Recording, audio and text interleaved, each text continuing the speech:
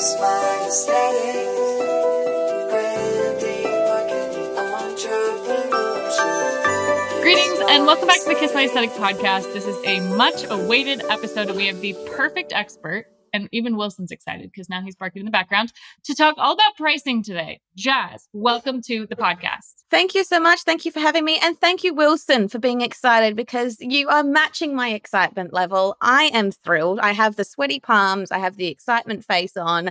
I am ready to talk all things pricing because, to be honest, it is one of those topics where, you know, when someone says find the thing that you could do forever, like without being paid, ironically, it's talking about pricing for me. So let's dig in. Let's absolutely do it. For anyone who doesn't know who you are or what you do yet, can you give us the rundown and also tell us where you're calling from because we love an accent. Oh, that's right. Of course, I will have an accent here.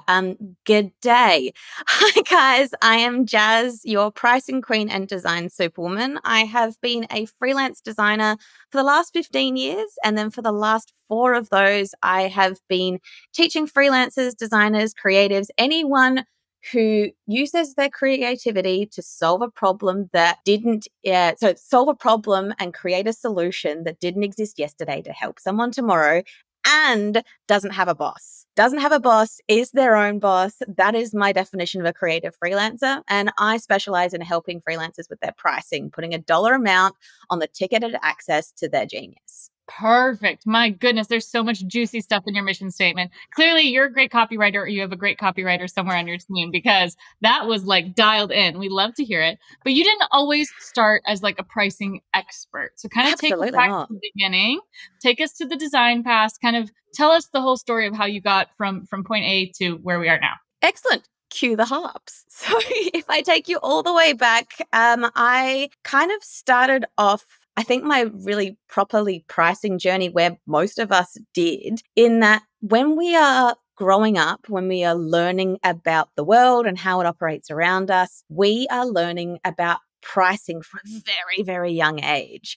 The influences that we have around us are like our parents, our friends, the way that our parents spend money, the way our grandparents gift us like pocket money, the way that we go to the friend's house that has the fancy pool or has the never-ending plethora of snacks. These are all actually really pivotal moments where pricing starts to influence your life. And so through this, like growing up, I wouldn't say the most wealthy, but I would not say I was poor off. I was like middle of the stack. We had enough to get by. We had enough to be a little bit more lucky and privileged than some. But then I kind of grew up also in small business. So my dad is a small business owner, has been all of my life. He's a butcher. And so everything to do with looking after a customer and providing a product was surrounded me constantly. I actually had a job in the family butcher shop from the age of 8, carrying the grocery bags out to the car or wiping down the windows or handing out like ice blocks or frits, which is, I'm not even going to get into that one. That was too confusing, to kids, basically to be part of the family business. And as the years passed, I was constantly exposed to pricing, to the way that people would exchange dollars that they had hard earned for the goods and services, and how their decision-making process happened at the counter. Now, I'm going to be showing my age just a little bit here. When I first started in the butcher shop, there was no calculators. There was no tills. We would have a singular piece of paper that we would write everything down. We'd do the scales, we'd write everything down, we'd total it up. And so my math skills had to be dialed in because if I ended up selling a fillet steak for the price of an osso buco, we were going to have problems, massive problems. So I needed to have that understanding. And I was greatly influenced by my dad because his whole philosophy is you need to be big enough to serve someone, but small enough to know them. You need to connect with them and provide them the things that they need. And when it becomes, I know, right? He's a good one. He's a good one. When you are providing a family, not only with the food on their table, but the thing that brings them together, it becomes more about what the exchange of quality for price becomes, because they can go to a supermarket, but if they go to a butcher shop, they have access to knowledge, they have access to experience, they have access to opinions. I cannot tell you how many times someone would come to the desk and say, or come to the counter and say, I'm cooking this, what's the best cut? Or I'm having 8 people over, how much roast do I need? And those kind of conversations became really pivotal because people weren't asking, and how much is it? They were asking the opinions of the butcher. Yeah, asking the opinions of the butcher who knew the best, who was the meat professional in the room. And I saw that and spent, 14 years working for my dad in the butcher shop. I helped him run the day-to-day in one of the shops. I would have to count the till at the end of the day. And this was kind of my pivotal experiences that shaped my interest in pricing, but also in business. But there was no way in hell that I was going to become a butcher. I had no interest in that. My creative soul cannot be stuffed into a sausage skin. I am so sorry. It is not going to happen. And trust me, you don't want that anyway. So from there, I kind of got through high school. Of course, I was always the kid that was staying back in the design lab and the design teacher going, I would like to go home now, please. Can you please leave? And was doing all of the extracurricular things and as much as possible trying to suck all of the goodness out of my education. And then I went on to TAFE, studied graphic design for 3 years, went through that process, got out the other side unscathed and entered into the graphic design world in the only way that I knew how, which was to be employed. Your education as a designer is there to help you get employed, to benefit your employer as much as possible. Yep. If there's one thing that I would love anyone to take from these first 7 minutes and 24 seconds of recording, is that really your education is there to help set you up to be the best employee possible with the most skills that can be the most profitable for your employer. And when you become a freelancer, you become both of those roles. So your education still matters, yes, but you're not going to be using your design education as much if you are a freelancer. You will be needing some kind of support system from a business perspective to be able to do that. And to be able to get that, for me, the best thing I could do was to get employed and learn from those who are doing it either well or doing it poorly, because they're both just as valuable experiences. So it's I spent... because I had the opposite design experience. I actually went to school. I also grew up entrepreneurial. So you telling this whole story is so perfect because I'm like, oh, yes, I get this. Parents are small business owners. Dad, when I was growing up, my dad worked a marketing job. My mom was stay-at-home mom. And then when I was like middle school age, they did a 180. My mom's interior design business took off. Dad became stay-at-home dad. And then they did house flips together. So your experience of being at the house in the till, right? Like pulling up people's checks, knowing your fast math. My experience was being a 12-year-old salesperson at an open house with a hot plate of cookies saying, don't you want to buy this house?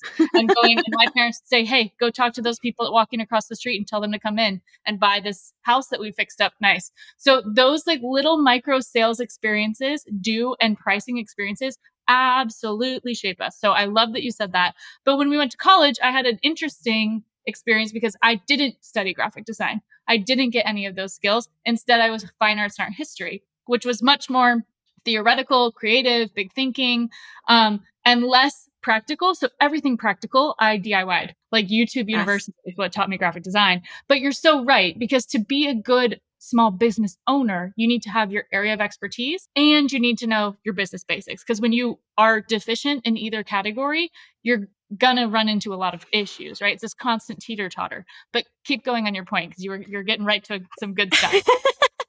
And it definitely is true. I mean, I've seen incredible graphic designers who have no business skills and therefore aren't able to sustain and quote the prices based on that particular job, not them actually existing after that job, which is a really, really big point.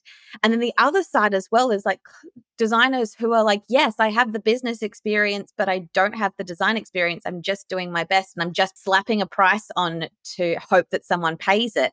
and then they get hired, and then the client gets pissed off and then doesn't actually see them as a long-term investment within their business and important enough to keep in their business. And they just go on this cycle of like, maybe I'm not good enough, maybe I don't have enough skills, and I will never be there.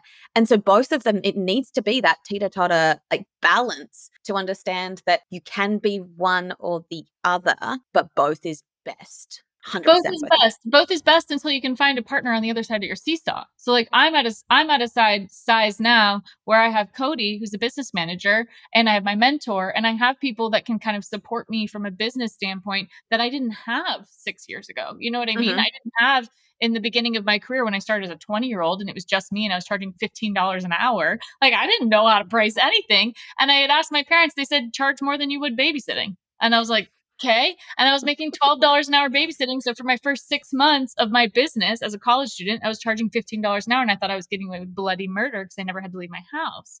So it wasn't until I started learning, like you're saying, like finding sources to learn this stuff from, like Jenna Kutcher, Chris Do, how I built this, like starting to educate myself, read books myself, join Facebook groups to like actually realize what branding actually is. And then also kind of getting a pseudo apprenticeship with a branding agency, which I was like, okay, now I understand. Now it's starting to click in, right? But it seems like a lot of freelancers fall into that trap, and especially women. It pains me to see how much women struggle with pricing themselves. Let's talk about that for a little bit. Yeah, sure. Well, the funny thing is it's actually perfect timing because I had just gotten in this kind of graduated my advanced diploma in graphic design, gone into the into the employment space, and I was constantly plagued with the quote unquote key roles that women play in the workplace. Sure. So I was either a graphic designer but never ran the print room. I did eventually run the print room. Thank you very much. I was the graphic designer, but I didn't install the signage. I ended up installing the signage. I was finding myself more and more in these places and these businesses where women were the lesser. They were the creative, the fun, the one that would keep the office running. I especially had this in one of my jobs where it was myself, the boss, and his wife. His wife ran an accounting firm out of the same business so that they could, make extra money. Also cover the expense of actually having a space. But he would be there sitting there on his computer looking up Harley parts, and I would be there running the printers. So, those kind of moments started to get me really, really frustrated. And I actually got to a point I don't even remember the year, but it was a couple of years into having gone to a few different graphic design places. I worked in a print room. I worked in retirement and aged care marketing. That is depressing, by the way. Yeah. Oh, man. I worked in a couple of design studios. One of them, I was in charge of the subway pages, which is the newsletter that goes out to all of the subway places. And I found myself in an agency where they literally said to me, this is where designers go when they're sick of being creative and just want to get a paycheck and go home. Oh, what soul-sucking words, huh? Yeah. And unfortunately, my wonderful naive brain went, this must be what the design studios are all like. No. Must be what I have worked my butt off for high school and 3 years of design school and years of different agencies and different places. This must be what design is like. So I'm out. And I left the design industry. Impressive. To do the most logical thing that someone would do. I started a musical theater degree. Oh my gosh, I love it. Okay, wait, sidebar. Tell us your favorite musical of all time, because I'm also a musical fan. Excellent. It would be called Dogfight. It's a Pasek and Paul musical. It's a bit more of a modern one. And I love it mainly because I was able to sing a lot of the pieces from it. And it just made me really happy because there's this one song called Pretty Funny where the main character sings about the whole experience. If you know what a dogfight is, basically the idea is that these army boys all bring along the ugliest date to the party, and whoever brings the ugliest date wins the pot. So she sings about how she thought that she was in love, but really she was being brought because she was the quote unquote ugly one. And it's this song called Pretty Funny, and I could master the single tear at the end. Love it. Oh, it was the best. It was the absolute best. But I actually ended up, jumping out of graphic design and going into musical theatre for a year and studied musical theatre. And what that did, not only shifting my perspective, but it also brought me from Adelaide to Melbourne. So Adelaide, small, sleepy town, tiny kind of experience. Melbourne, bit bigger. If you think of Melbourne and Sydney as like your LA and your New York, Sure. I would say Adelaide is like one of your smaller mid-state capitals. And so it moved me to Melbourne, which I am still in now. And it was one of the best things, but I quit that so fast. 1 year of shoving this sirloin steak of a body into the sausage skin that is a ballet uniform. I don't need that. I'm good. Thank you very much. And the mentality was, you need to prove us wrong because we already think you're crap. That is the example of what musical theatre is like a lot of the time in those study days. So hated that, went back into the loving arms of graphic design and picked kind of up where I left off with going to different places and being a graphic designer in different businesses. Now, if you were to pick up my resume from the very start of my graphic design employment until I stopped being employee, I have one of the worst resumes because I never stayed anywhere too long. Right. I had a couple of places that I stayed for like a year, maybe, but a lot of the time I was the filler. I was the one that would come in for a couple of months and then leave. I was a creative recruit. So a lot of these times I was going into businesses where I needed to act fast, to think on my feet, to look for problems to solve, the ones that were causing the most problems and the most shift, and actually get in there and solve the problems. My last employed studio was the epitome of a toxic male workplace. Yuck. Yuck. Yuck, yuck, yuck, yuck, yuck. And it kind of propelled me with a bit of a soft cushion of a year part-time for just a little known brand named Rolex, doing all of their graphic design work. And then after that, popping out the other end and starting my freelance design process. Nice. And that was about 7 or 8 years ago. And that You're kind like of takes 9 lives. My goodness. Yeah, it's the only way I'll be a cat. I definitely have. More of a dog person? I started really young. Like I started straight out of high school into 3 years of design school, then a couple of, I would say 5 or 6 years as an employee, then started my freelance side of things. And I just needed to start and keep going. And so when I got about 4 years into being a freelancer, I started to have people land in my inbox and say, hey, I don't know how to price this. Have you ever done this before? And I found myself surprised with how much I knew, surprised with how much experience that I had accumulated over those different experiences of different businesses and different ways of running a creative process or a creative studio, that I found myself finding confidence in being able to help them. And that just grew and grew and grew. And I remember sitting there having this conversation with the wall, because freelancing is full of friends, having this conversation with the wall going, can this be a thing? Can you claim this? I mean, Lauren Hom claimed that she was the lettering queen. Dominique Fallar has claimed that she's the typism queen. Could I claim the pricing queen? Could I do that? Yeah. And I found someone else was pricing queen as well. And I went, okay, she's the pricing queen. Why don't I go back to my root and remember that you need to be big enough to serve someone, but small enough to know them? Why don't I be your pricing queen? Why don't I be the one that is made for you, for every freelancer who needed someone on their shoulder to say, hey, have you charged enough today to last tomorrow? Have you charged enough now to keep going? Have you charged enough for this job to be happy to do it? And that's what it ended up becoming.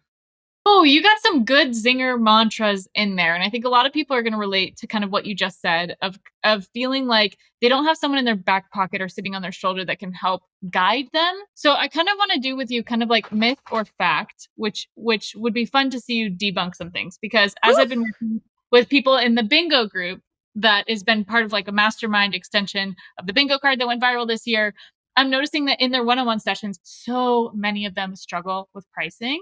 And so many of them say, I can't get this client because, or this client, at the end of the day, they only paid me $800. And I'm like, you got to know your numbers. So myth or fact, you have to know what it costs to run your business on a day-to-day. kind of way. The biggest fact ever. Biggest fact, right? Biggest fact ever. You need to know your numbers, because if you don't have an understanding of your numbers, if you don't know the financial and emotional cost of your time before you offer that to your clients have at their best or most interest is to keep their costs down, just in the same way that you want to keep your costs down. When you purchase something, there's nothing wrong with a client wanting to not spend a lot, but you need to not over deliver. You can either undercharge or over deliver. You pick one. That's it. That's such a good point. And I would always rather be in the over deliver camp than undercharge, first of all. But that's a really hard lesson to learn, especially as a young person, especially new in business, because the tendency is to get kind of imposter syndrome, right? Is to look at everybody else, to be overwhelmed by what everyone else is doing, and build your pricing based on other people in the market. Good move or not a good move? Your pricing can and is allowed to be influenced by those around you. It actually does pay. See that I did there. It does pay to take in what others are doing around you, but don't let it dictate exactly what you should be doing or exactly what you are offering, because your experiences, your way of thinking, the way you solve problems, that is a value base that cannot be replicated. I might be able to do something in 5 hours and you might be able to do something in 3. Does that mean that you're 2/3 does that mean that you're 40% less valuable than me? You picked a hard fraction, but I did. This is what happens when you grab a number out of the butt. They stink. But a lot of the time when we are comparing ourselves to others, we need to remember that it's not necessarily about the time that it takes. It's about the impact it makes, and it's about how you solve the problem specifically for that client. The perfect example is that when you're in design school and you're given a brief, multiple different options come out of that. If you've got a class of 10, I can guarantee you that all 10, you will have very low likelihood that they are carbon copies of each other. And that's because we bring our experiences into how we solve problems. And that's really important. However, understanding what the market is and what other people are doing is worth considering, but not dictating what you do. Also such a valid point, right? Like we need to have understanding of the landscape to help guide us, but we can't. One of my biggest pet peeves, and this happens a lot in the coaching industry, is people listing their course or listing their program as $999.99 because their competitor did. Yeah, and then they sell zero. Right? And they're like, but my course, charge my value, charge your worth. Everyone says charge your worth. This is $1,000 value, but you've never done it before. So it's that weird kind of like pulley system, right? The switchboard of like, what's the perfect combination? And I've always operated from the place of, and we can myth or fact this, that when someone hires you to do something that you don't have experience doing, it is a risk for them to hire you. Absolutely. 100%. If we're operating in a space, and this is where I often will say, if you're not sure about what to price, what can you do to gain confidence and alleviate that questioning? Is it to do a test, not so that they can make money off of it, but so that you can actually know what's coming up, know how to solve the problem, know where the knowledge gap is that's causing the risk. If you can lower the risk, you can increase the rate. That's where you can actually justify, this is why I charge this much. What are you doing to be able to, when we put a price on something or put a price on solving a problem, we're telling them we can solve it for that price. That's what it is. So we need to be able to show that we can actually do it, not only to the client, but to ourselves as well. And to be transparent when it's something new. Like this is the first time I've ever offered a mastermind. It's not priced at the top of the market. I think I am going to over deliver. So what was a fair price point to be like, I know that this isn't fully fleshed out. And every week or every month I talk to these guys. I'm like, guys, my first time doing it too. But that's why we're here, is we're learning from each other. And I'm learning what you need, and I'm learning what I can provide, and I'm learning this time thing. And that's why it's priced to the lower end of the spectrum, because it is not fleshed out. But I'm a big fan of learn as you go. I'm also a big fan of paying attention to the little markers that tell you it's time to raise your prices. Yes. And it's more elusive the more you get into business, and they get more obvious the more you get into business. But for me, the first indicator is always the volume of people that filled out the contact form. If we are getting so many people that want to work with us because they see the pricing and that's attainable for them, we got to raise our pricing. We are in too high demand. We have too little supply. So first way to fix that is everything's going up. Agree or disagree?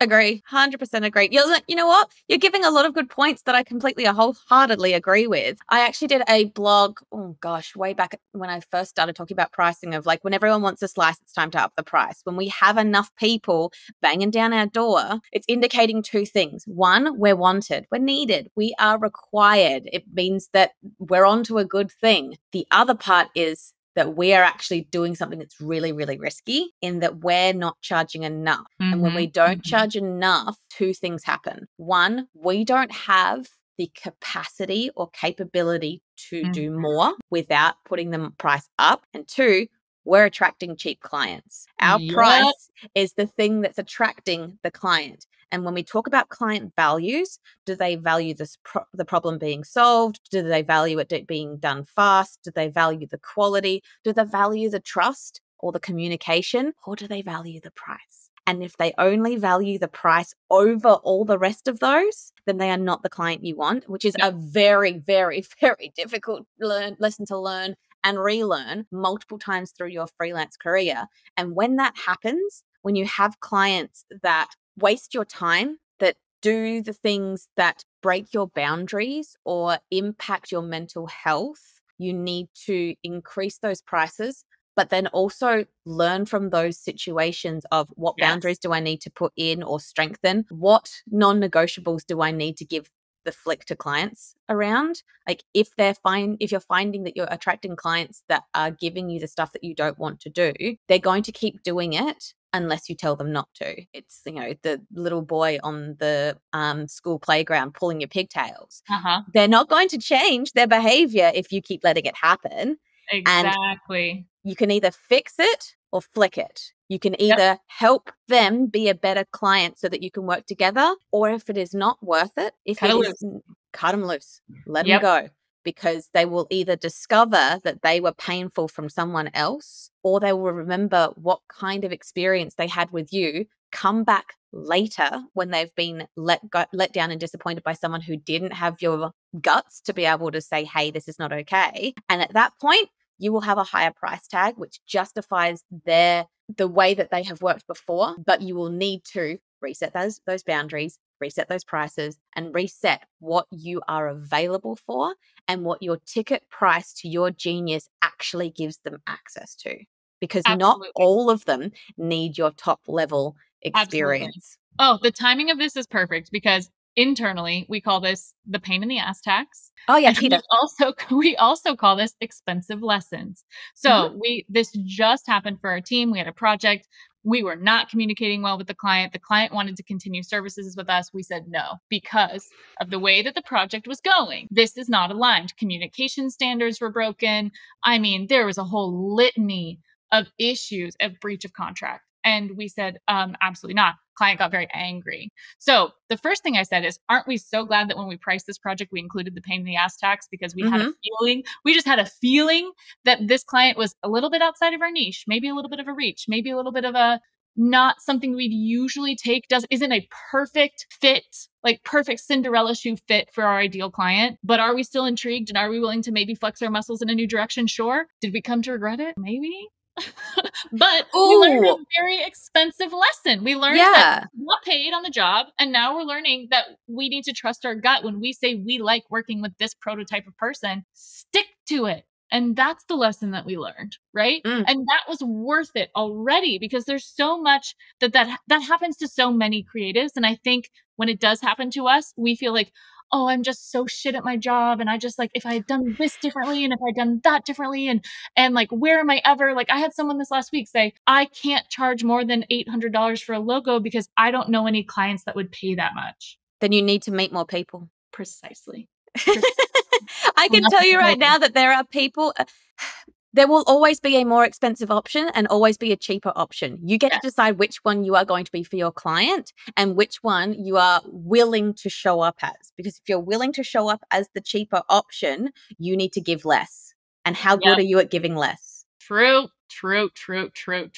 My goodness. No, it's so true because it's like you do learn that the hard way. And you learn that the hard way of like when you do fall into that trap of all of a sudden, I don't feel that we're delivering our best quality product. It's like, okay, well, why? Like, how did we get ourselves here in the first place? Is it because we don't feel that we're being adequately compensated for the skills we're bringing to the table? Probably. Like, that's a big part of it. You know what I mean? Like, there's a misalignment. And a lot of it, especially I noticed with like fellow freelancers, is like a shyness to talk about money early on. And I'm very the opposite of that, but it took me a long time to get there, to start talking numbers on the discovery call. Just go straight for it. Have a drop down question somewhere in your contact form that talks about budget or talks about the sneaky, not sneaky, but the interesting way that we've done it now on our contact form is what's your business annual revenue? Straight up. Because that's going to tell me proportionately how much is the industry standard for your niche to invest in the branding effort that you're after. And what's your revenue now? And then it prompts me on the discovery call to say, what are you projected to make this next year? Because that tells me if they know their numbers or not. And if they don't know their numbers, they're not going to have a good time with what we're going to lay out, right? So true. I actually have on my intake form, what is your ideal investment for this problem to be solved? Also. And then I have there, click here to see my prices. That is the only place that I've got my prices for bespoke design work on there. And if they click that, little pop-up page comes up and says, these are the things I'm available for. These are the things I don't touch with a massive stick. Yes. And there'll be things like any project-based work under $2,000. Yeah. Anything that is just a logo. Anything that, and I lay it out black and white. This is exactly what I do. And I give ballpark ideas of like, I'm available for branding projects with an average spend of 5 to 8,000 K to be able to facilitate my best work. You want to actually put the price not on how fast you can do it, but how long you need to do your best work and the value that that brings to the client. That's going to be the thing. Right. The value for the return on their investment, right? When we're talking about branding, we're talking about brand identity. I think people struggle with pricing it because you're never going to have an apples to apples comparison, right? Absolutely not. You're never going to be branded and then rebranded and not rebranded. You'll never be able to run both. So it kind of becomes this complicated way of like, was it worth it to brand? You don't know because you'll never live the other reality where you didn't. So if you're embarking on that, the way to kind of, for me, explain that to the client is like, the goal here is return on your investment, that you're going to spend this and you're going to have the branding, all the things that the light touches. We're going to get the branding on. It's going to have you more professional. You're going to attract higher quality clients. You're going to have a better experience. You're going to create that connection with your audience. Like that's where you actually talk about the impact of branding.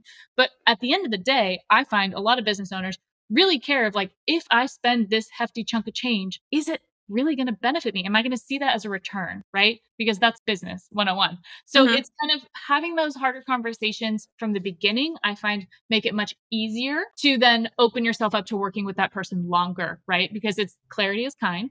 And when you can be clear about expectations from the get-go, then you have a less rocky road ahead of you. Do you agree? Absolutely. And this is where I really believe that as much as we like rag on relationship based reality TV shows, I love all of them. All of them. They're the smartest things you can watch on television, and I stand by that. Because, we sit there and kind of go, oh, yeah, they're not compatible or everything like that. But have you ever stopped to think if you're compatible with the clients that you have on your client roster? True. And are they doing things that you wouldn't let a loved one or a partner do? Are they breaking boundaries? Are they going and doing the things that break trust? Your client relationships are exactly that. They are a relationship. You need to work on investing in them, and you need to find ways to get them to invest back in you, not just monetarily, but becoming the person that they come to when they have a problem is one of the most valuable things that you can do. Start planting that narrative of, if you need something solved, come to me, let me help you, because not only am I going to either find a way for me to personally solve the problem, but I will never leave you hanging. I will always be that person for you. And this is, whether it be a romantic relationship or your best friend who, let's be honest, is a romantic relationship in another way, shape or form. Absolutely. But you're finding a way to keep that relationship with your client. But the biggest thing that I will say is just be wary when that relationship is being used as currency. So yes. this is another thing that trips students and freelancers up in those first couple of years, because we want to be that for everyone. We want to be able to do that, but we're not putting a price on it that accesses and acknowledges the value that we're bringing to it. And then they start to say things like, but I paid your invoice. But that's, I thought that we were friends. And it's like, well, you can be friends with your clients. And this has caught me out before. Absolutely. I think it's caught out most freelancers before. But when they start to use the relationship as currency, that's when you need to recognize that a boundary needs to be set for the first time or reset for a multiple times. And if that happens to you, if you have a job that someone starts to use relationship as currency, if you have a job that you underquoted, if you have a job that goes pear-shaped and the client fires you halfway through, if you have a job where you're working on it and you're not feeling like you're doing your best work, that has nothing to do with how good, talented, or valuable you are as a designer and as a human. It has nothing to do with it. If a client's business goes under, that doesn't mean that your branding is now worth zero. Oh my gosh. Everybody that's a designer needs to rewind another 30 seconds and listen to that again. That's going to be my new mantra, because we do, and creatives, it's so easy to put yourself and put so much of yourself and your soul into your work that when something does go haywire, it does feel like an attack. It does feel like a personal, like, oh, well, it wasn't good enough, or I didn't help them enough, or I didn't get them there enough. Like, it is that imposter syndrome in another sneaky way, that where we try to take all the blame for things not going well. And that cannot be the case. And especially in the world of business, you're not making a family with these people. Like, you're helping them make money. Like, let's call it what it is, right? But I've fallen into that trap, absolutely. Especially when you love the client and you love the business that they're working on. You're like, well, I guess I could just skip dinner and finish this for them. Or I guess I'll just wake up really early tomorrow so that they can meet their deadline. And you're only hurting yourself. Would they skip dinner to be able to get you copy? Exactly. Would they skip a family gathering so that they can make sure they fill out your brief properly? Are they going to make sure that they work until 2 a.m. so that you're able to do your job? And even if they did, is that the life you want for yourself? And is that a healthy relationship? No. Are you, just because they're drinking that Kool-Aid, and we've quit clients over this? Because absolutely. I said, the beauty of working for myself is I don't have to work under these conditions. Because your expectations are so outsized from your deliverables that I don't know how else to spell it out for you more clearly, but we cannot do what you're asking for without being fairly compensated. End of the line. And I'm sorry your business is opening. I'm sorry you have a seminar you need to go to, but there were stopgaps. There's a process in place. And at the end of the day, we're not betrothed to, and even in a romantic relationship, like, if there is such a big miscommunication of like the relationship, then you're kind of set up to not go in a good direction. It sounds so heady once we actually talk about pricing like this. Like, it sounds so much more like, and that's where we now. Yeah, and that's where we have to recognize that not all currency is currency, and both in a like give and receive form. So if we're having to sacrifice so much to be able to do the things that the client wants us to do, unless we've put a price tag on it that justifies that sacrifice, then there's a misalignment.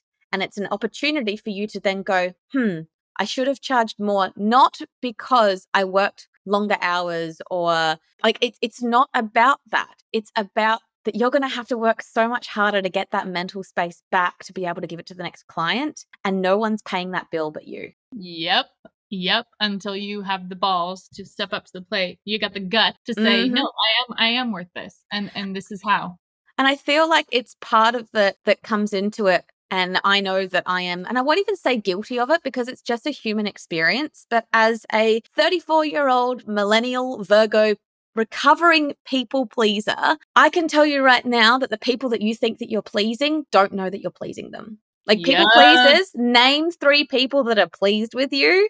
Oh, that meme hit me right in the gut, because I sat there and went, oh, I probably should be higher on my list of those to be pleased. Yep. Yep. And the other one that I'll share with you, which might resonate, is the idea of perfectionism. It's procrastination in another pair of pants. That too. It's also the ability to spot errors quickly. Mhm. So if you want to spin it to the positive, is like I don't care that it's perfect. I can just see everything that's wrong with it right away. Yes. You know what I mean? Like, it doesn't mean I'm not expecting it to be without fault. But I'm telling you, when I see a design of mine that I did when I was too tired and I'm looking at it the next morning, I'm like, no, no, no, no, no, no, no. Like, I can immediately see down the line of everything that's quote unquote, right? All things being subjective, wrong with it. We covered so much already, and we really don't even have that much time left. But I'm wondering if you might be able to leave us with a little nugget or put us on a path of someone who's like, okay, I heard what you guys are saying. I need to redo all of my pricing, and I don't even know where to start. Where's someone's like first step? Know thy numbers. If you do not know your numbers, you're going to have a very, very hard time pricing yourself because you're going to be pricing on your gut.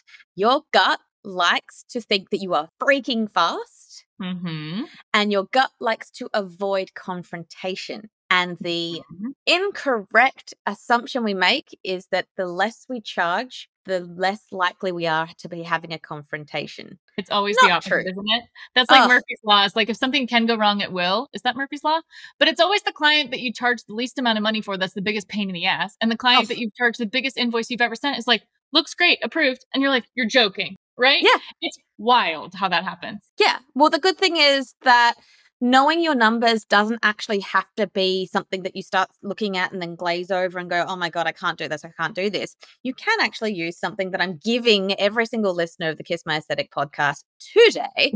And it is something that I got super nerdy about over a weekend. I'm telling you, this had blood, sweat, tears, and like some pen ink that I had just like wanted to throw at my computer to be able to code a custom pricing calculator for you. And so it is a literal online pricing calculator where you take the amount of profit that you want to make as a freelancer. You then also pick how much you want to bill for your, like how many hours, how many days a week that you want to be doing billable work, because there's a big difference between billable work and working hours. You then are able to go through all of the step-by-step processes of the things that you need to consider as expenses for running a profitable business. And when you get to the end of that and you've gone through, Adobe software prices and how much I'm putting aside for my phone bill because it's a business expense, all of the things that are the expenses and the cost of doing business. And at the very end, it tells you exactly how much you need to be charging to be able to cover that. And that is something that I've got for every single listener today. So if you head to creativebusinesskitchen.com/KMA, that is sitting there ready and waiting for you to jump in, click on and access. And let that be the gateway for you to access how you can change your pricing, because I have so many other opportunities for you to change the way that you think about pricing, from my online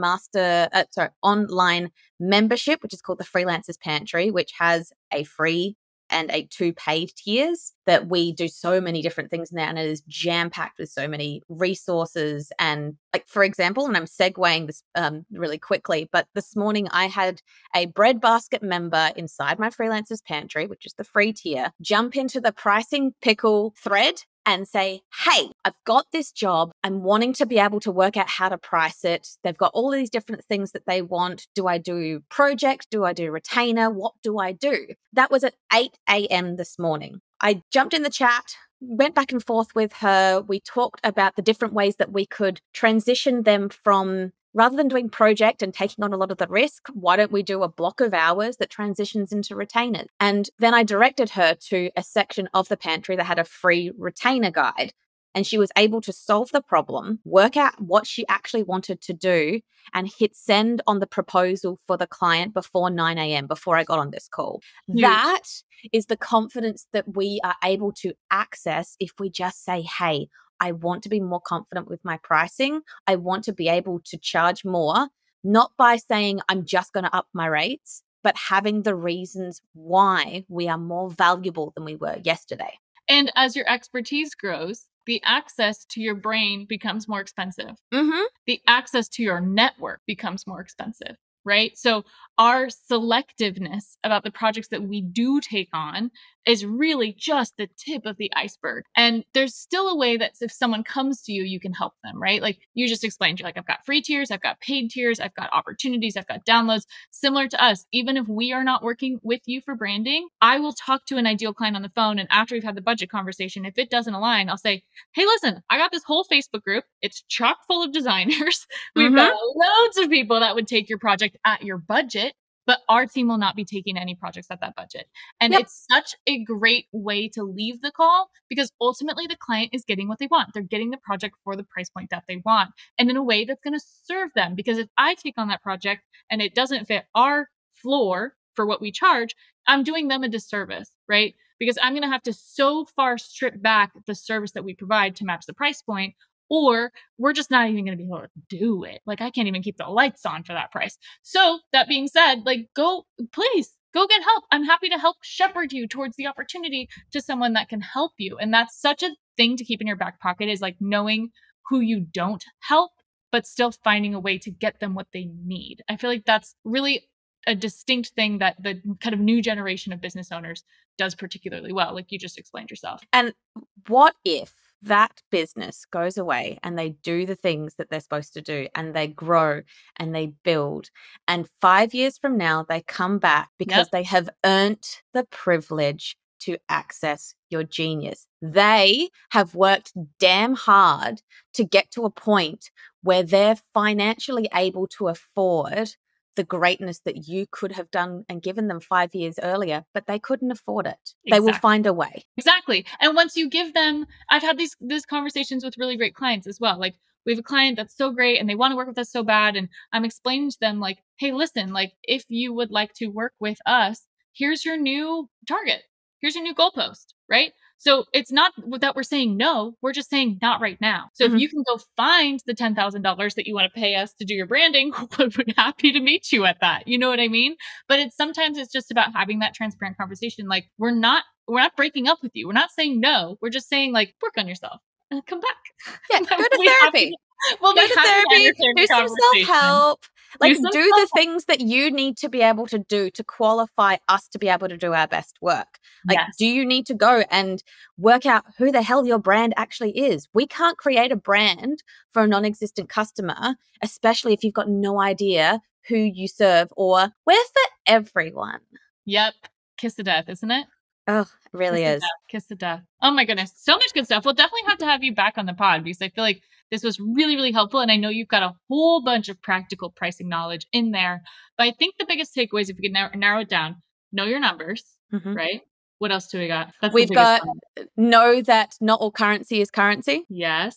We've got by pricing fairly to yourself, you're being kinder to yourself and you're working on things that are more aligned. Clarity is kindness. I think that's Brene Brown. And making sure that the prices that you charge don't only just cover the project in front of you, but make it so that you can exist as a business to serve them later down the track when they actually can afford you. So true. So true. So important. Thank you so much for your time and all the way from Australia to California. I love these international conversations we get to have because of the podcast. Where can everyone find, follow you, connect with you, get their hands on that pricing calculator? I know you said it, but let's say it one more time. Yeah. And maybe even work with you. Absolutely. So if you scrolling through Instagram and craving a little dose of pricing puns and food-based analogies to work out your pricing, head to Your Pricing Queen. That is moi. And I will happily serve that up on a silver platter. If you're hungry for more and you're wanting that pricing calculator, head to creativebusinesskitchen.com/KMA, or you can check out the pantry while you're there at creativebusinesskitchen.com/pantry. It's crazy we didn't talk more about food puns because listeners of the podcast know that I love a food pun and I didn't even go there. Maybe I'm just full from lunch. Sorry, I wasn't bringing up jokes. Well, this is the great thing is that we've left room for dessert, and let that be the second part of whatever you and I serve up next. You're killing me. I love it. I love a pun. Us millennials, man. My little sisters make so much fun of me. Okay, I'll leave you with this funny story. So it was my dad's birthday last night. and I, as one does, was eating junk food. I ate one Thin Mint Girl Scout cookie. Do you guys have Girl Scout cookies in Australia? Or is that an American thing? It's an American thing. Okay, chocolatey mint cookie. And then on the other hand, I ate like a spicy chili lime tortilla chip. And I looked at my sister. I was like, really? This is just a spicy chocolate mojito in my mouth. And she's like, you're insane. And I was like, am I a genius? Damn it. Exactly. I was like, watch out. I'll put it on Threads and people will go nuts. And she's like, you're so weird. She's Gen Z. She's like, you just think you're so funny with this like food. She's like, that's not even a pun. That's just like, you're just talking about flavor. And I was like, I know. And she just was like, it was so overhead. She's just like cracking up. I mean, she ain't your target audience for that one. And no, that is so okay. Exactly. So it's just so funny because like the food stuff makes sense in my brain. And I love that you're a butcher's daughter. That's just the most fun. So cool. So cool. Well, thanks everybody. Don't forget to follow Jazz. As always, please share this episode if you learned something. If you have follow-up questions, hit us up in the DMs. And if you want a part 2, definitely DM the both of us and let us know what your pricing questions are. Yeah. Awesome. Thanks so much. We'll catch you later. Peace Bye. out.